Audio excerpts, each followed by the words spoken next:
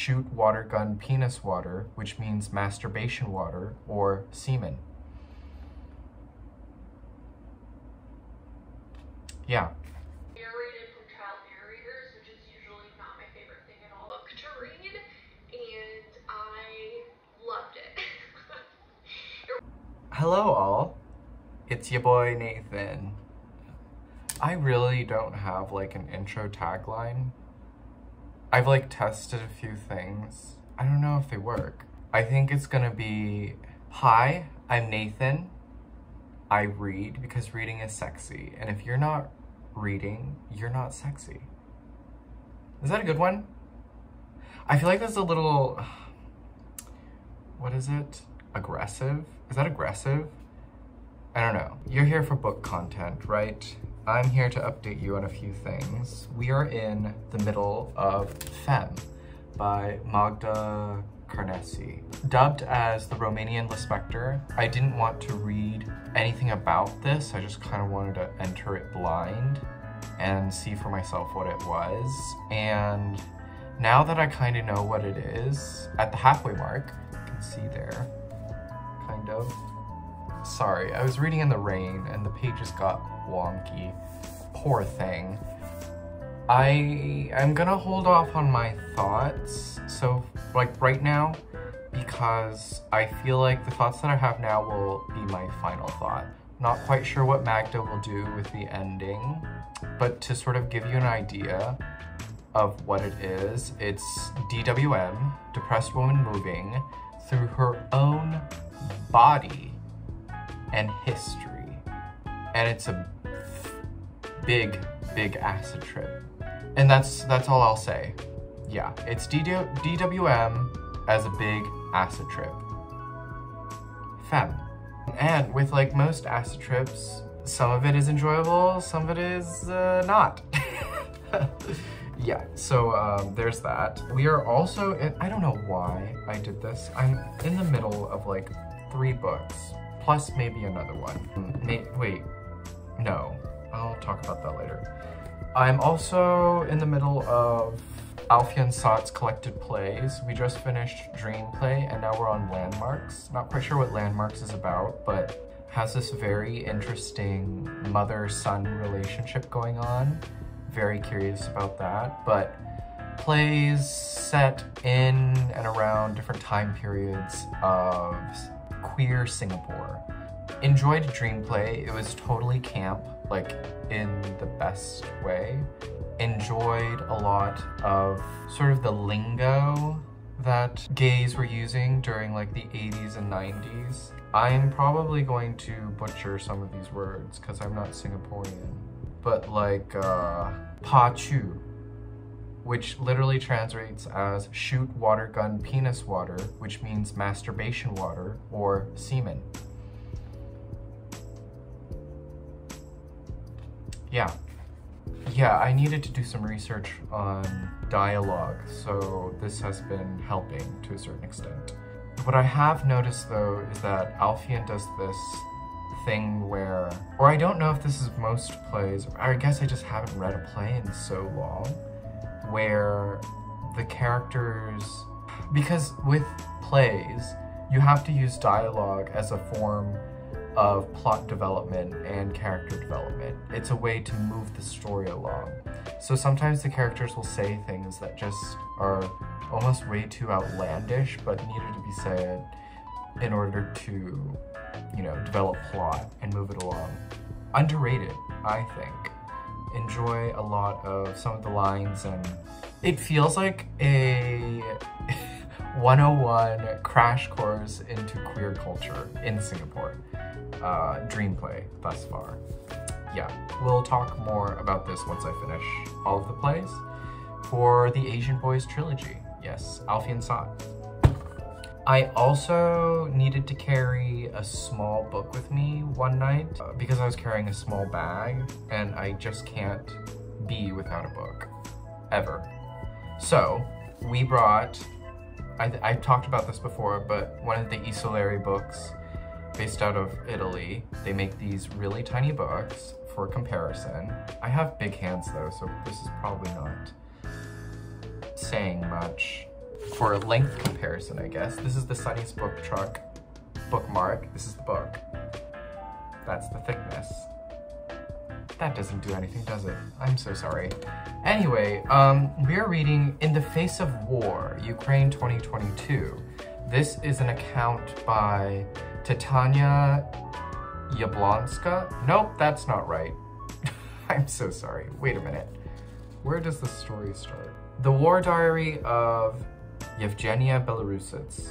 I probably butchered that, and I'm so sorry, but it's her account of the war in Ukraine at the moment, from February 24th to April 5th.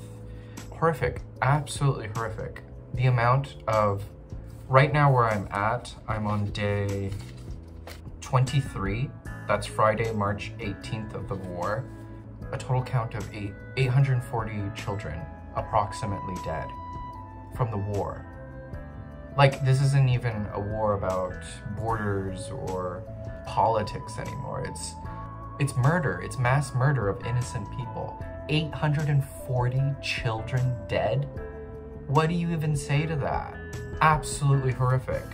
I will talk about this more once I finish it, because her account is heart-wrenching, beautiful, funny even, and yeah, really makes you think about, you know, how much you should be grateful for what you have and what you own and who you are and how you move through the world. Yeah, incredible account in this very tiny book. I'm not gonna lie, on the way to meet my friend at the club, I got teary-eyed. God, I'm so pathetic. I'm just so horrified by any war set in 2022. It's 2022. Why are we in war? It's dumb. War is so stupid. I really don't know what to say. Anyway, I don't want to get incredibly emotional, but yes, I think Isolari, you have to have a subscription to get their books, but I think they still have copies of this available as a single, so you can go out and buy it. I will leave a link downstairs in case you're interested. They do these really wonderful tiny publications. They're absolutely adorable. Fits right in the pocket if you need a pocket read.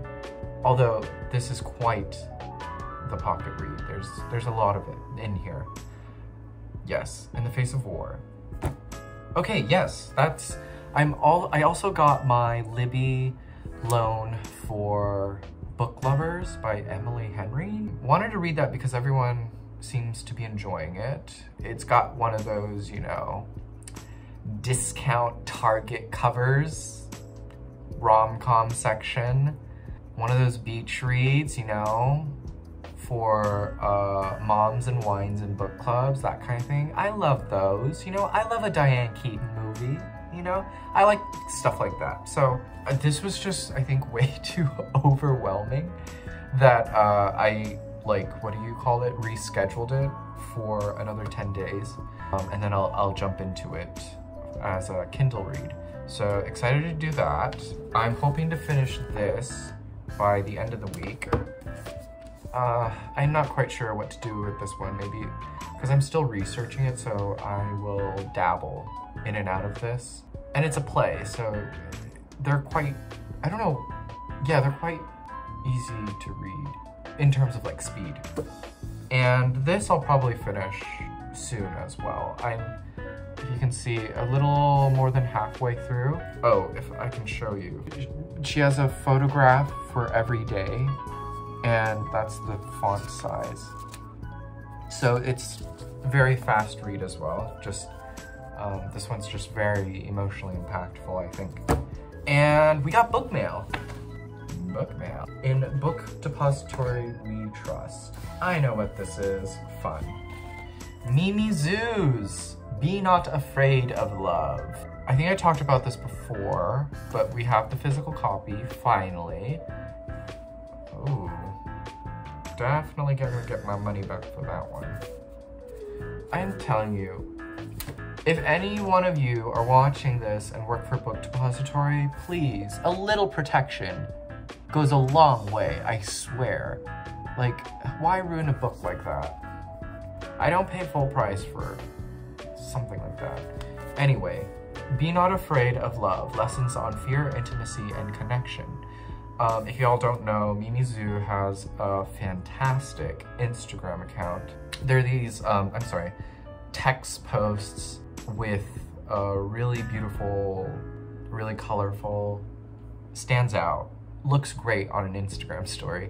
We'll say that as like a morning mantra. But yeah, I've always been a fan of her work and just letting people be vulnerable in a time where it was hard to be vulnerable. Like when we first started seeing infographics and stuff like that, and nobody yet was talking about mental health. Mimizu, I want to say, is one of the pioneers, where we were able to break that boundary between mental health as something clinical and mental health as something that's so indebted in our lives and how much it affects all the little moments and details in our lives. That's Mimizu, great. And I believe this is, okay, can I read this to you? In their early 20s, Mimizu was a survivor of intimate partner abuse, which left them broken, in search of healing and ways to relearn love.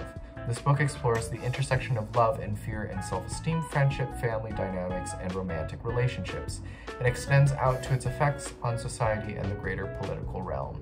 I believe these are, I wouldn't say essays, but like guides. I wouldn't consider this self-help, but I think it veers sort of into self-help. I'll read you some of the chapters. Introduction, the birth of love and fear. 1. Numbness, the expansiveness of feeling. 2. Anger, giving life to vital breath. 3. Anxiety, an unknown of my own. Okay, yeah, excited to jump into this. We'll probably make this a November read. I don't know, I'm feeling very November with this one. Don't ask me why.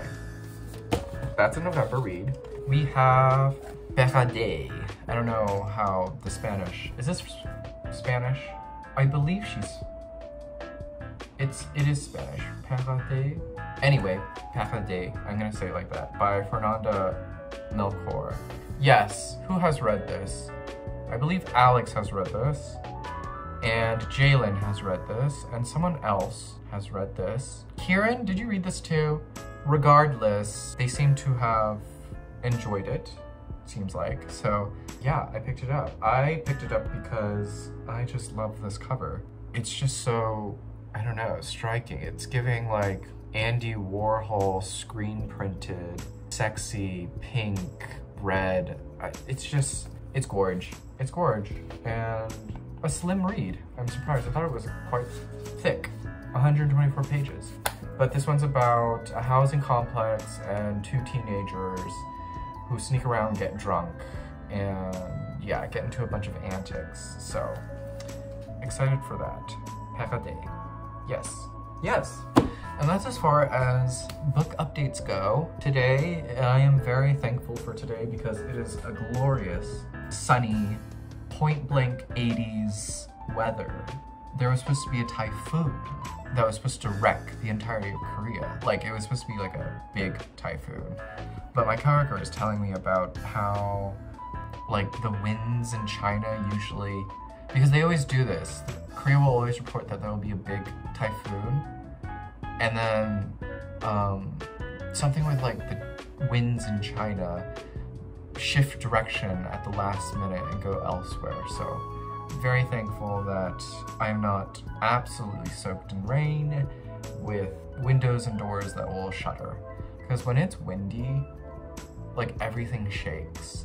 Like my windows shake, my front door shakes, and the windows in the hallway shake. And these are like shut tight too. And I would say this is like a fine building. Like it's quite new and built well. I haven't experienced any issues with like plumbing or anything, and my landlords are wonderful. They always try and update everything like every year. Yeah, so very thankful that there's no typhoon today. The weather is cooling down. We are like at the 80s and sort of making our way downtown. Yes, can't wait for the mid 70s and lower 60s so I can wear layers. It's time for layers. I'm done with white shirts and button-ups over them. Yes. Anywho, that's it. We're done. I have nothing left to contribute. Thank you.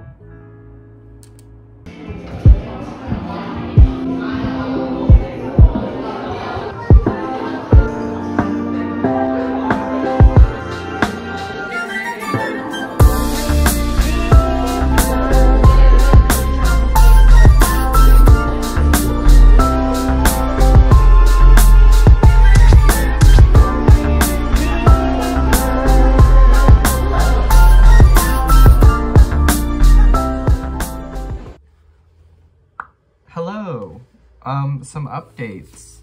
I just finished this an hour ago at like the end of work. And since I just finished writing my Goodreads review for it, ideas are still fresh in my head, so I feel like now's the perfect time to talk about it.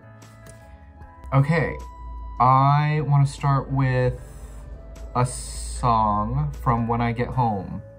Solange. It's the We Deal With the Freakin' intermission. Can I read it to you? It's not about the physical manifestation of sex. Now we deal with the freakin', but that's in volume 2. First, I'm trying to get the woman to understand the dynamic power of the spiritual energy. Do you realize how magnificent you are? The God that created you is divine architect that created the moon, the sun, the stars, Jupiter, Mars, Pluto, Venus. We are not only sexual beings, we are the walking embodiment of God consciousness. And that's where we're at with Femme by Magda Carneci. This is the walking embodiment of God's consciousness. Okay, some things. Mixed feelings, mostly. Appreciative of what Magda was trying to do with this novel, but I don't think it necessarily worked. But first I want to get through this little blurb here. It's blurb by Alfian from the Los Angeles Review of Books, a Romanian lispector. Looked up Alta, and she's Romanian herself and has written a couple of books and poems and writes in French as well. Yeah, so I trust her voice to a certain extent. I can see where Alta is coming from, but I don't think it's lispector at all. There's a defining difference between lispector and Carneci's work. I feel like lispector's work in the metaphysical spirituality where God is inherent in life itself, in objects, in nature, in other people, in life outside of the self. And the magic of lispector is creating this passageway from the self to those things, so things feel connected. Where Carneci writes that God is in herself, in the female divine, to reach conclusions that she is at times God herself. There are moments where it feels so nihilistic, where the idea that God is within her, or in our narrator, just seems almost laughable to an extent. Like, this is a book that I've counted where solar plexus is used 3 times in the book. That's in case you wanted a little preface, that's where we're headed. But this book is ultimately an acid trip inside the female body through existence and history, working from the visual angle of, if anyone's ever seen it, I'll link it down below. It's the Powers of 10 video, a little film by Charles and Ray Eames. It's great. I first watched it in, I believe, high school sometime, science class. This idea of how that was like the first video that made me feel incredibly small in the world. Like, I hadn't really understood like what it meant to be a speck of dust in the world. I was just this little Asian kid in, I think it was middle school that I watched this. Anywho, middle school, high school, whenever it was, I realized that the universe is expanding and I am nothing. I am a little tiny bit of nothing in this entire universe. And yeah, really opened my eyes. But that's what this book is, inside the body. we expand and implode through history, memory, trauma, sex, sadness, anger, disgust, everything within the female body. It's incredible. It almost writes itself, her prose writes itself in a way through repetition, to the point where through repetition, she beats around these ideas until she writes in a way where it's consciousness itself, and female consciousness. And so we bump into ideas and memories, and it's not so much stream of consciousness, it's, yeah, consciousness itself. And we bump into ideas and narrative without any real footing of where we actually are in the book. So the book is hard to follow at times, but you just have to, almost feels like treading water in like the ocean. It's a cruise ship at night. That's what it is. That's what reading this book is like. It's extremely daunting, but there's something soft about her words where you don't ever feel like drowning, but you do like forget what time it is, or you forget that time exists, or it doesn't even matter what time it is while you're treading water in this giant ocean of consciousness. Are you still here? Are you with me? I know that was a lot, but that's essentially how the novel works. And because it's so expansive, that's where I feel where it fails. Because, I don't know, honestly, we need to get, I am gonna say this, hot take, books and films. Books should be 80 minutes, films should be 90 minutes. That's all I'm gonna say. Like, go in with your big ideas, go in with your story, you know, give it to me good, give it to me short. I'm here for a good time, not a long time, right? I just feel like this should have been, I don't know, at least 100 pages shorter, because you can only go so far treading water for 240 pages. That's not a lot for some, but it's like, it takes time to read a book. And when you have this same idea going on and on and on for 240 pages that could have been done in 90 pages, yeah, sorry. Like, I know it like sort of treks through, I don't know, it does feel like an entire lifetime, this book, but it just uses the same mechanics in terms of style, and everything just circles around and around, and it's sort of dizzying. And maybe that's what she was trying to achieve, Magda, this idea that to exist in the female body is actually quite a terror, quite anxiety-ridden. Yeah, if that's the case, then she succeeded. But overall, in the novel form, I just think it's too much. I don't know, this definitely feels like it was written for herself and not for anyone else. There isn't any, I don't know how people read books, because to a certain extent, I think like a writer does have a reader in mind, right? So in parts you do write for someone else, but in larger parts you do write for yourself. And here it just feels like Magda is writing solely for herself. It's just contradictory, because sort of the climax of this book is that she is female divinity herself, and she is the collection of all the faces she's met, hasn't met, experiences, things, everything, and sort of life embodiment. That's what she is ultimately. That's where like the novel gets to. And so it's essentially inclusionary, but for the reader, it just alienates you and it becomes exclusionary. And that's, I don't know, that's where the book fails, I think, as a work of literature. As consciousness itself succeeds, but as a work of literature, I'm not quite sure if it worked. To give you an idea of what the language is like, and sort of how the novel goes on for 240 pages, I'll read here. I'll read a bad part and a good part. Here's, some of it is like wild. Here. I find myself inside the floating head. I actually am the head.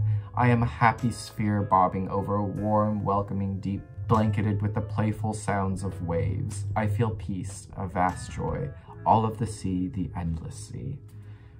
Yeah, that's kind of the language that the book takes. And I did love this part though. The paragraph ends itself with, I have a body without borders, vast and deep, that contains living and dynamic multitudes within. Gorgeous, absolutely gorgeous. Sean Cotter, incredible translation. Yeah, I feel like I can feel the amount of work, the tiresome work that it took to translate this. It's an incredible translation. Yeah, to like have to translate something like this must have been like a mammoth, and it's done so beautifully. But yeah, ultimately, I grabbed some good bits from this. Did I necessarily enjoy it? Not really. I don't think it's something meant to be enjoyed. It's meant to throw yourself into female consciousness itself and examine all of its traumas and anxieties, and it's terrifying. It's terrifying to be a woman. So you know what? I think all men should read this. All men should read this. Mandatory reading. Like, make men love a little better and be a lot better. Because they freaking suck. Yeah. Know what it's like. Put yourself in the shoes. Yeah.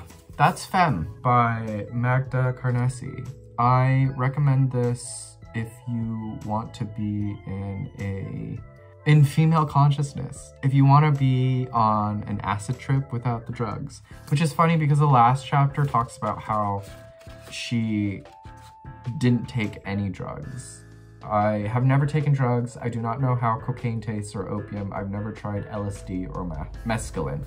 But there's a scene in this where, sensitive information, but I definitely know that Magda must have done acid because, okay, there's a moment, it goes, I thought that everything was just repeating as though I had been moving in circles or spirals on a twisted double loop because whatever I saw on my right would appear next on my left, or what I saw above me was later below, like a silent cosmic dance with large intersecting geometric figures I could not decipher. The girl's done acid. She must have, cause let me tell ya. Okay, if I ever hit 1K and I do that, you know, mandatory Q&A, I will relay that story. Gotta earn the story. But yeah, Magda definitely did acid. She must have, honestly. She must have. I think she said something about how she only learned about drugs and the writings of drugs through other fictions, but yeah. Femme, Magda Carneci, interesting in its attempts, but failed in its execution. Honest words. Femme. There's that. I'm still in the middle of 2 books, so I'm not thinking of starting anything yet, so I just want to get through these. Haven't made a dent because I was just focusing on this. Do any of you want a boring haul? I was in Seoul over the weekend and I forgot my umbrella at a restaurant and I was just way too far to even like go back to it. And I lost like the sleeve for it. It's one of those handheld umbrellas, but they're from Uniqlo, but I love them so much because when like it's super windy and like the umbrella inverts itself, this is good because it like goes back very quickly. Like it retracts fine without having to break. Cause you know like when your umbrella inverts and then it just breaks? Not with these. Uniqlo umbrellas. Actually, I don't think they sell them in America, but in Asia they sell umbrellas. And it's UV protection too. If you're one of those people that take out umbrellas in broad daylight. I got 2 because I lost my other one as well. I had 3, so now I have 2. That's not interesting. But there was a promotion going on where they were handing out magazines, but also a little bag.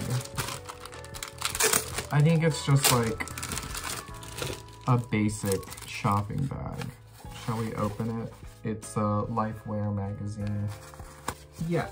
Just a cute little bag for all your shopping needs. That's it. Yeah, today was really nice weather-wise. I kind of want to go for a walk, but also it's just like a part of me really wants to wear layers, but another part of me is like, I'm just gonna wear short sleeve shirts until it's actually freezing out, because I hate you, summer. This is what you made me do. This is what you made me wear. So I'm going to wear short sleeves until you're absolutely gone. Is that petty? Why am I so petty with nature? I'm so dumb. Anyway, those are the updates. I hope you're doing well, and thanks for being here.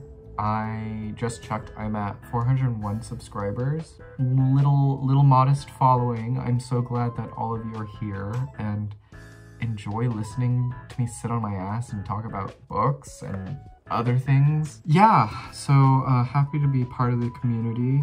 DMs are always open. Talk to me about books. I love hearing about books. I don't know, books for me are air. I live and I breathe it. I love fiction.